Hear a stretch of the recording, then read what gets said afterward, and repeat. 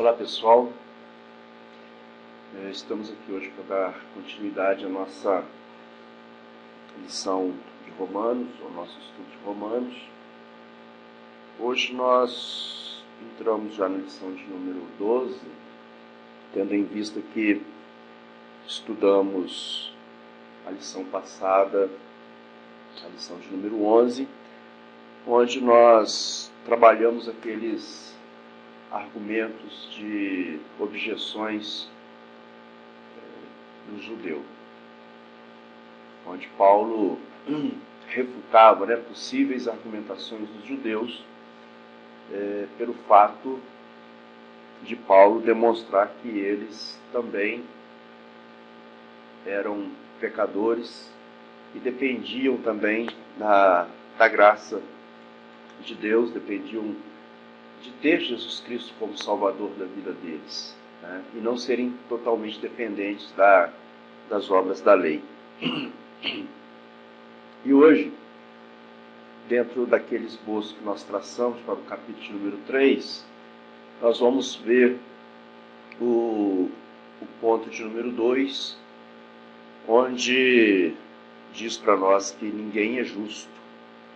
Nós vamos ler dos versículos 9 até o 20, capítulo 3 de Romanos. Estaremos lendo o capítulo 3, dos versículos 9 até o versículo 20. A palavra diz assim: pois que somos nós melhores do que eles? De maneira nenhuma, pois já demonstramos que tanto judeus como gregos, todos estão debaixo do pecado. Como está escrito, não há um justo, nenhum sequer. Não há ninguém que entenda, não há ninguém que busque a Deus. Todos se extraviaram e juntamente se fizeram inúteis. Não há quem faça o bem, não há nenhum só. A sua garganta é um sepulcro aberto, com as suas línguas tratam enganosamente. Veneno de víbora está debaixo de seus lábios. A sua boca está cheia de maldição e amargura. Os seus pés estão ligeiros para derramar sangue. Os seus caminhos, a destruição e miséria. E não conhecem o caminho da paz. Não há temor de Deus diante de seus olhos. Ora, nós sabemos que tudo que a lei diz, aos que estão debaixo da lei, o diz, para que toda a boca esteja fechada e todo mundo seja condenável diante de Deus. Por isso ninguém será justificado diante dele pelas obras da lei, mas pela lei vem o conhecimento do pecado. Então nós temos aqui esses versículos, esses 11 versículos lidos, e aqui no versículo de número 9, nós temos o encerramento daquele pensamento de Paulo, fechando os argumentos fechando o argumento, fechando o raciocínio daquelas 4 objeções, fechando o raciocínio, praticamente fechando aí o capítulo número 1 e o capítulo de número 2, e colocando aqui todos debaixo de uma mesma situação, não isentando nem o judeu, nem o gentio, nem o pagão, ninguém de nenhuma culpa, colocando todo mundo no mesmo nível, no mesmo pacote, se pudermos expressar assim. Agora, o que é interessante, nós precisamos de entender, é que Paulo, ele não nega a situação que os judeus ocupam como posição privilegiada. Em momento nenhum ele negou isso. Porque ele sabia que Deus confiou a eles a revelação. E Paulo sabia que eles tinham sim algum privilégio. Eles sempre foram alvos do grande amor de Deus. Eles sempre estiveram diante de Deus com certos privilégios. Até o dia de hoje, se nós formos observar bem, Deus continua ainda cuidando dos israelitas, cuidando dos judeus, né? A gente vê pelas reportagens dos dias de hoje, para quem acompanha a história de Israel, Deus continua ali colocando a sua mão. Então eles têm privilégio, sim. Agora, o que é importante ressaltar que eles pensavam que por ter estas vantagens, eles estavam isentos do julgamento de Deus. E aí Paulo vem dizer, não, de forma nenhuma, vocês não estão isentos do julgamento de Deus.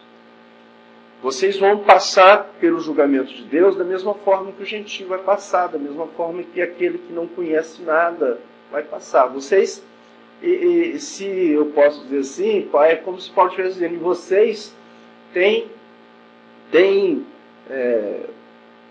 haverá mais rigor, porque vocês ainda conhecem, vocês têm a lei, vocês têm os escritos, vocês conhecem a Deus, era para vocês agir de uma forma muito melhor do que o gentio, do que o pagão, né?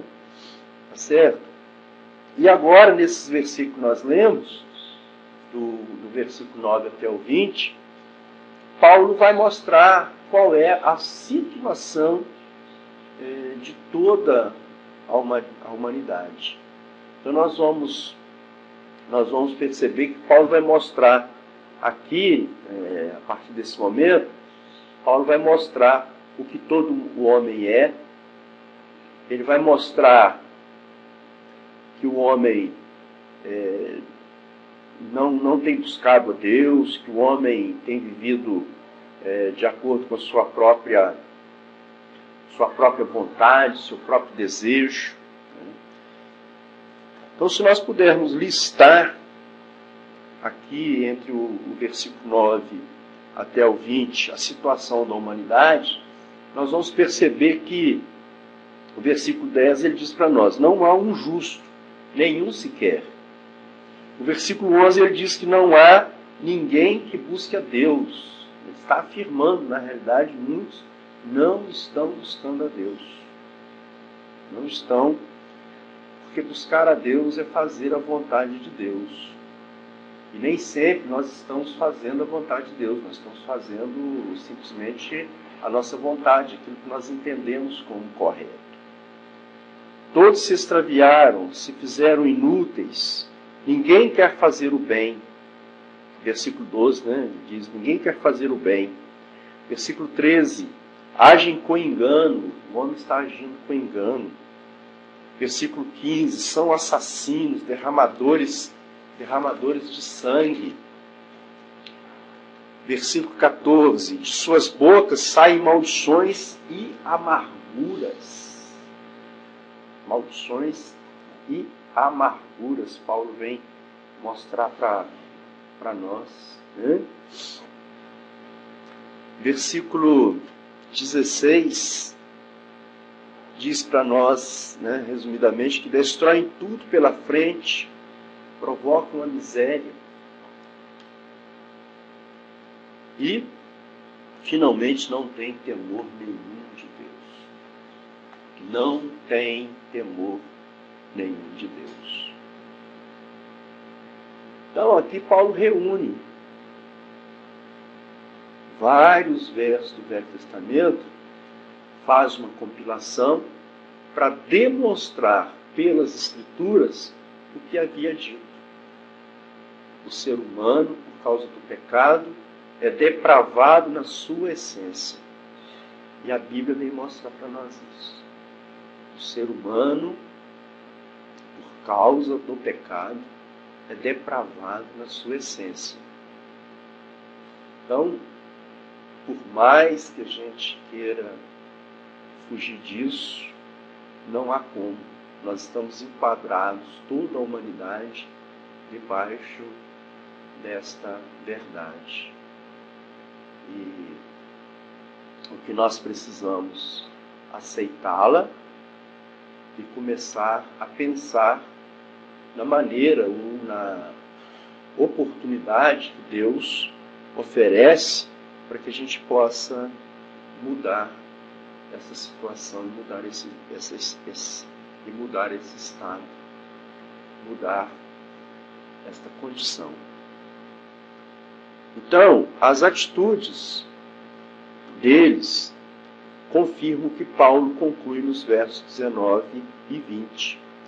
E vem também fechar completamente o argumento trazido no capítulo 1, do versículo 18 até o 32, e capítulo 2, do versículo 17 até o 29, de que tanto gentio sem lei, gentio que não conhecia nada do Pentateuco, que não conhecia nada das leis de Moisés, tanto o gentio peca, quanto o judeu que tem a lei, que tem os escritos, que tem Moisés, que é descendente de Abraão, com todos os privilégios, também peca. Então Paulo derruba todos os argumentos deles, quebra tudo e mostra para eles que eles também são merecedores, eles também são necessitados da graça de Deus. E eles não conseguirão nada, se baseando e esperando serem justificados através das obras da lei. É isso que Paulo vem dizer para eles. Então, nesse momento, nesse argumento final, Paulo afirma isso, que nem judeu e nem gentio é justificado pela lei, pois a lei apenas aponta o pecado. A lei apenas mostra que o homem é pecador. A lei apenas me mostra que eu estou errado, ou me mostra que existe o erro. Mas ela não faz mais nada por mim. Ela não tem a capacidade de me isentar, de me justificar. Ela apenas traz o conhecimento do pecado. A lei, ela é para isso. Ela apenas traz o conhecimento do pecado. E aí, através do conhecimento, o homem pode também decidir pecar ou não pecar, errar ou não errar. Existem leis hoje que eu tenho conhecimento, por exemplo, de muitas leis de trânsito. Essas leis estão aí, elas existem. Elas existem para mim que sou motorista habilitado, ela existe para quem não é motorista habilitado, ela existe para todo mundo. Tanto para quem conhece, quanto para quem não conhece. E quando nós formos julgados a julgamento, se algum de nós formos a julgamento por causa dessas leis de trânsito, o julgamento pega tanto o que não conhecia a lei, quanto o que conhece a lei. Não tem como fugir. Então ela demonstra o conhecimento. Eu conheço, eu não posso andar acima de 80 em determinadas pistas, eu não posso andar acima de 110 em determinadas pistas. Existe um sinal vermelho, amarelo e verde que sinaliza para mim o momento que eu posso passar, o momento que eu sou obrigado a parar, o momento que eu tenho que ter atenção. Então, essa lei existe para que eu conheça as regras e, se eu infringir, eu serei punido. Essa lei, então, ela demonstra que eu estou errado. Ela me mostra. E ela só pode fazer isso. Só isso. Então, eu pergunto para você, meu irmão, meu amigo, você que está me ouvindo, me assistindo, você que tem acompanhado esse estudo, eu pergunto para você. Você acredita na verdade de que é impossível alguém escapar por seus próprios esforços da condenação no tribunal de Deus? Você acredita que alguém possa escapar da condenação no tribunal de Deus, baseado nos seus próprios esforços? Você acredita nisso? Você que acha que é muito bonzinho, que acha que está tudo correto, você que tem várias obras, várias caridades, você acha que só isso é suficiente para te isentar de qualquer condenação no tribunal de Deus? Muito bem. Espero que esta lição de hoje traga uma boa reflexão para você, principalmente que você venha perceber e entender que nós, o homem, eu, você, Paulo está deixando isso claro para nós, que todo homem é depravado no caráter. E caráter é o que você é. Caráter é aquilo que eu sou. Ele diz que todos nós, né, eu, o gentio, o judeu, somos depravados na conduta. Conduta é o que nós fazemos. Paulo ainda diz que o homem é depravado na conversa. Conversa é aquilo que você diz. E finalmente, ele diz que o homem é depravado na atitude. Atitude é a sua postura diante de Deus. E tudo isso, Paulo fecha dizendo que é o resultado de uma vida sem temor a Deus. E nós precisamos, então, nos atermos a esse pensamento de Paulo, de que nós não somos essa beldade toda. E que na nossa essência, no nosso ser, é um ser pecaminoso. E que nós precisamos de Deus, precisamos de Jesus para mudar tudo isso. E isso nós vamos ver já na próxima lição. Nós vamos ver na nossa próxima lição. Quando então nós vamos ver sobre a solução. No capítulo de número 1 nós vimos sobre o gentio peca. No capítulo de número 2 nós vimos que o judeu peca.